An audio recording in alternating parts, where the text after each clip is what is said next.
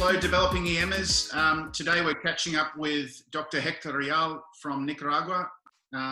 Hector is an emergency physician working in the capital, Managua, and he's been critical pushing forward the development of our specialty emergency medicine in the country. He gave a really great presentation on the history and development of emergency medicine in Nicaragua at our conference earlier this year, and it's really great to see him today. How are you doing, Hector? Hi, I'm doing great. I'm doing good right now. Thanks for asking, Mark, and also thanks for inviting me to this interview right now. Not a problem. It's great to see you again. Mm-hmm. Maybe for our viewers and listeners, can you just remind us which department you're working in at the moment and what your role is within that emergency department? Yes, well, as you mentioned it, I'm an emergency physician and I work in a private hospital. I work in a Hospital Vivian Pelas. It's a hospital that is located in the capital city, in Managua. And at this moment, as an emergency physician, I'm working in the ICU unit in the COVID-19 area. Okay, so you must be seeing a lot of sick people and facing challenges every day. I guess we got a bit of a perspective from your talk in Cartagena about what the situation was like before the pandemic. But on an average day before 2020, do you have shortages in people, in equipment, in consumables that make your work life difficult? Yes, well, as any other countries, there's no perfect healthcare system.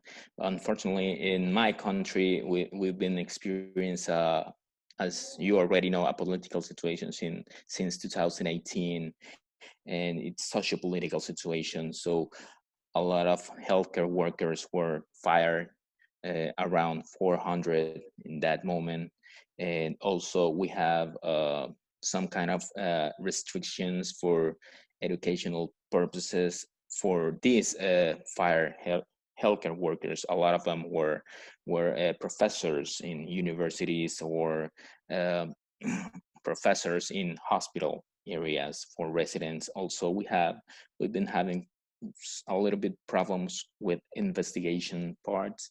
It's I have to mention that Nicaragua is one of the country that has the lower incomes related to the other Central American countries. You can compare it with Honduras, El Salvador, Costa Rica, and Nicaragua is the country that has the lowest income related to healthcare workers. Also, regarding this, talking about this political situation, there's another situation that comes, and it's related with some political harassment, talking about in the healthcare system, because there are a lot of restrictions because all of this situation.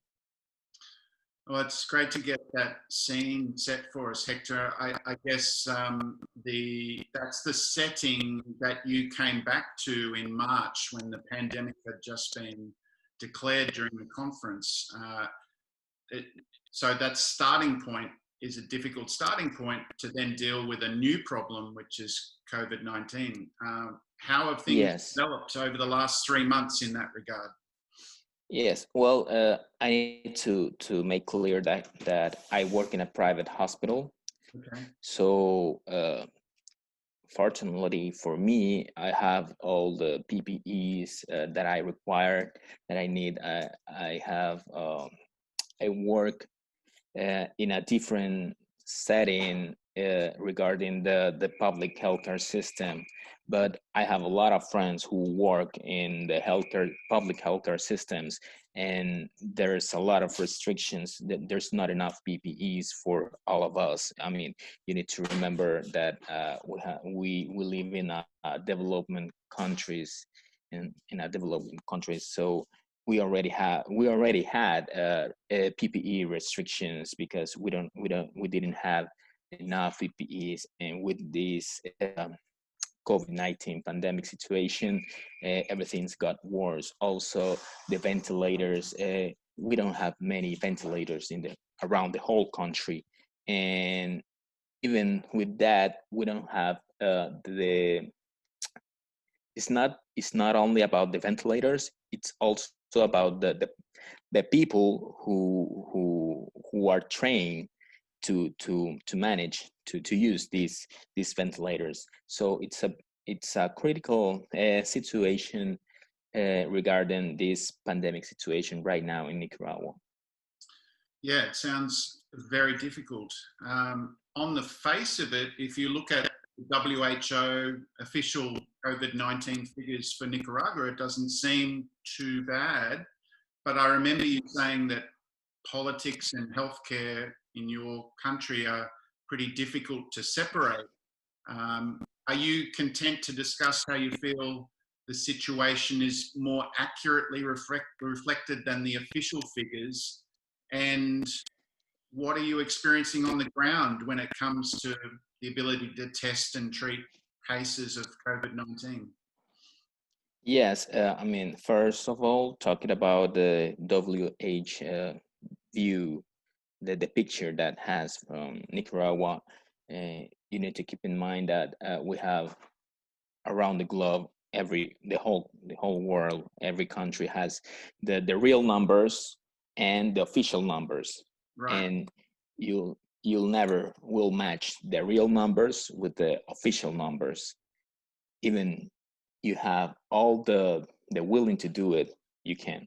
So picture this situation in a country where the politicians don't want to show you the real numbers are.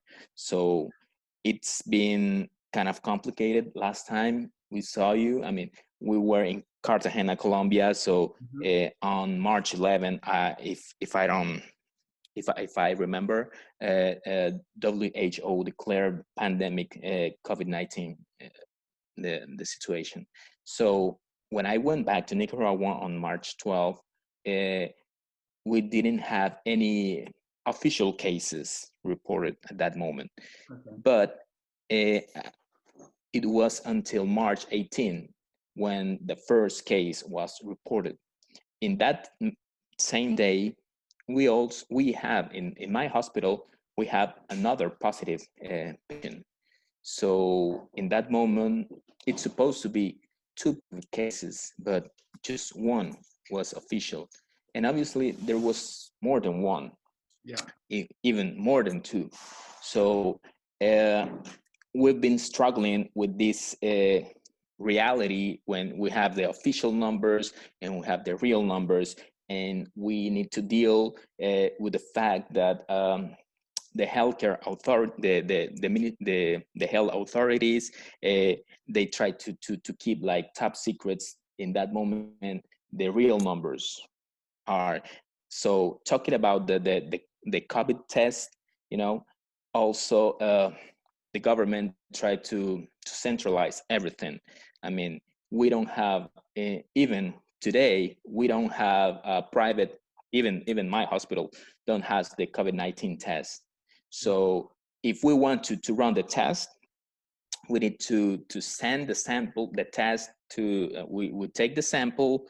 We take the RT-PCR, and we need to send it to a health ministry lab in order today to process, and we have the result. So there are a lot of complications with that, because how long you can wait for a result, like 3 hours, 4 hours. So in my setting at the beginning, we need to wait until 24 hours to 48 hours in order to have some results. And that was one of the biggest problem at the beginning and right now, because we don't have the availability to test everything who wants to be tested, even in the private settings. So that's a pretty difficult scenario. And what we are doing right now, it's we don't use, we send the test we ask for a test and we send it to the health and ministry lab. But also we use a lot of clinical signs and symptoms, and also other lab works like biometry, ferritin, creatinine, PCR, D-dimer, and also X-rays and CT scan. And that's the way we are working right now. Right, so you're making a lot of presumptive diagnosis whilst awaiting for a test that might not come back. That it must be difficult to work in that sort of environment. Have you seen a lot of sick patients in your institution? Yes, actually, yes. In the emergency at the beginning, it was until the kind of around the fourth week since we have the first case, when in my hospital the emergency department was crowded. Like, I mean, we live in a small country, and I work in a private setting, so even in that moment, in for a private hospital, we were crowded in the emergency department. We didn't have enough emergency physicians to cover all the patients at the same times. In that time, there was like two emergency physicians for 30 patients on ER, demanding for health, demanding for attention, demanding some lab works, demanding tests, and demanding X-ray, CT scans. A lot of DSAT people, a lot of critical patients. Unfortunately, a lot of patients die in that moment on ER. Even doing everything that we can, they die because they went to the ER when their symptoms were kind of critical. Also, there was a moment that when our ICU was crowded, and we need to transfer all other critical patients who went to the hospital to be hospitalized. We need to transfer them to a public hospital because we thought we didn't have availability for them, unfortunately. Yeah. So it's kind of a stressful situation for the healthcare workers in the private hospital, and for the patients also, and the relative of the patient. And that was just in the private hospital. But in the public hospital, things were worse. I mean, picture that a public hospital. Nicaragua was a small country. We're just our population, it's around 6 million people. So picture that the public hospitals are for 400 patients. So you can picture 400 beds full of COVID-19. Mm. So things went crazy because the public hospital ran out of beds. A lot of people, unfortunately, died on that public hospitals, and that's one of the parts that the healthcare, the health ministry hide those numbers, telling us that telling the people, because they can't fool of the healthcare workers. They fool the citizens, tell them that they die because atypical pneumonia, or community acquired pneumonia, or other related complications. Wow, it's really interesting to hear that perspective, Hector. The challenges in dealing with, a lot of sick patients without resources and ability to test must be incredibly frustrating for yourself and for your colleagues, especially in the public sector. How do you manage to keep your team and yourself positive in that sort of environment where there are so many hindrances and obstructions to the way that you would like to practice? Well, one of the things we're doing, I mean, the hospital, I mean, where I work at, it help us with they cover us with all the PPEs that we need. I mean, so that's a big help in a low resource in country, and with all these limitations of resources, that's a pretty big help.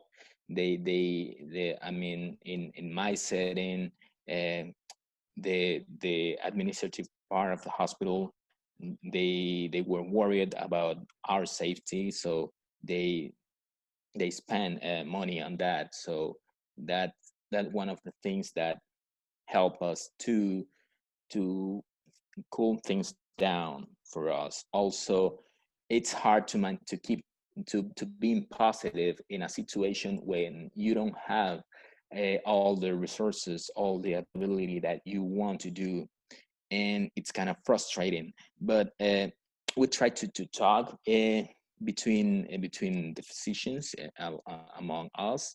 We try to talk and to discuss and see uh, how we can support us each other. Unfortunately, in my hospital, uh, a lot of my yes, a lot of colleagues tested positive for COVID-19, and they had to move from the attention to they went to take rest for 21 days, and it's kind of difficult to stay positive because you you don't even you've been having all the equipment you want, you have the availability to use it, you can, even with that, you can have COVID-19. So Mhm. it's kind of hard, it's kind of difficult. Also, we have some numbers, I mean, not official numbers. There are a group of people, a group of citizens,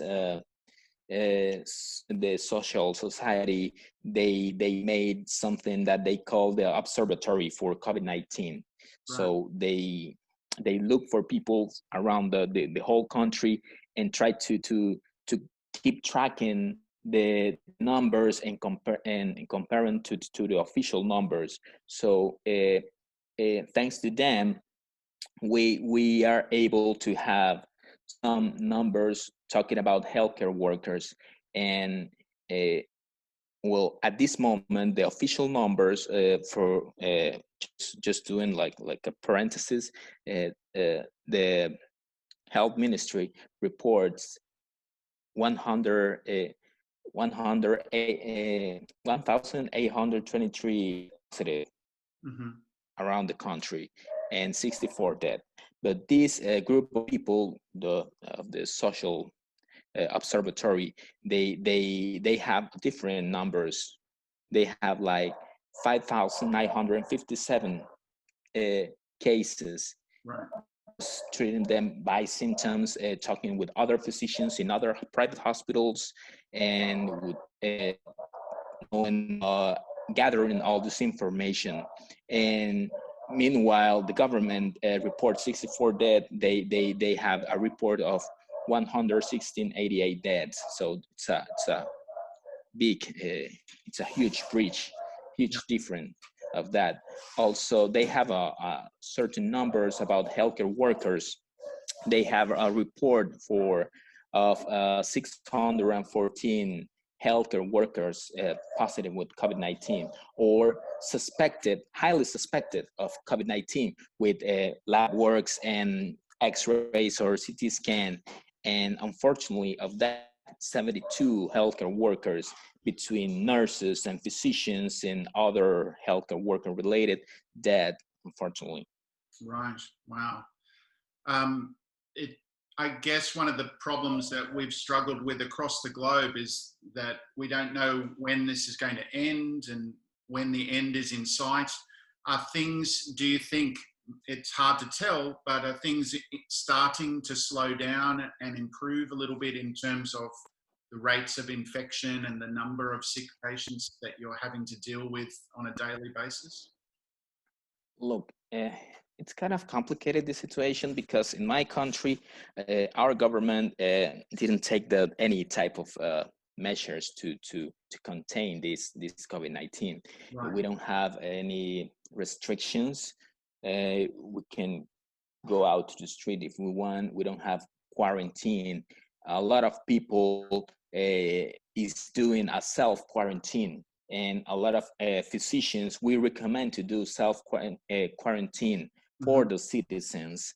But the official voice, the health ministry, never told us that. There's no official paper who that gave us any type of recommendations to prevent COVID-19, besides washing our hands and using face mask, and uh, also we have we've seen a problem here at this moment, talking about June, thinking in June right now, Mm-hmm. uh, on ERs, even in private hospital and public hospitals, the number of patients are decreased. The people who go to the ER looking for help, attention, for suspecting COVID-19, it's less than like 3-4 weeks ago. But there's a catch there. It's not like the virus is contained, or the spread of the infection decrease. The issue here is the people stays home, and they spend this period of sickness in home, and Yep. a lot of people are dying in home. Right. So because they think they think that if I go to a public hospital, those hospitals are crowded, there's no availability, there's no bed for me, so I'll better take care of home. I'm gonna take treatment in home and see what happened. And unfortunately, we've been seeing this scenario, this like two weeks from now, that a lot of people are dying in their houses, but the emergency departments are not full. But we've been experiencing a decrease in the number of attention on ERs. Right. That's very sad, Hector. I guess around the world we're seeing that this disease and politics do not mix very well, and that for whatever reason, different governments of both political persuasions, when they have an agenda, then things don't work very well with this particular virus. It does sound, however, that perhaps things are slowly improving in terms of the disease itself. What do you think the next few months holds for your workplace and for your specialty in Nicaragua? Well, in the next months, we're expecting a new rise of number of cases Right. to a rise in number of COVID-19 cases again, going to ERs, because and we've seen that right now across the world the number of cases are rising up again in all other countries, and Nicaragua is not going to be the exception. Uh, you need to keep in mind that we don't have an official quarantine, so the number of cases never decrease here. As I told you before, people it's staying home. So for emergency physicians right now, it's a big moment, because unfortunately we are not so many emergency physicians, like, because I told you before that in 2016 the two major emergency residency programs, the two biggest ones were closed. So we just have one private program of emergency physician, emergency training, and we have this big opportunity to work, because we are the frontliners, and we need to put in front, but there are not enough emergency physicians in the country to help the citizens. So we are trying to gather ourselves. We do chat meetings and try to share our experience and to see develop any kind of protocol between us, that in order to help the patient, uh, and try to avoid the political part, because that's one of our major problems right now. So we're working on that every day. We keep in touch constantly every day. We're chatting. We share some cases, and we try to keep inform each other. That's amazing, Hector. I suppose the pandemic has potentially brought some positives, small positives perhaps. Are there things that you have learnt about emergency medicine and how the future might look from this whole bad experience? Are there positives that you've taken away from it?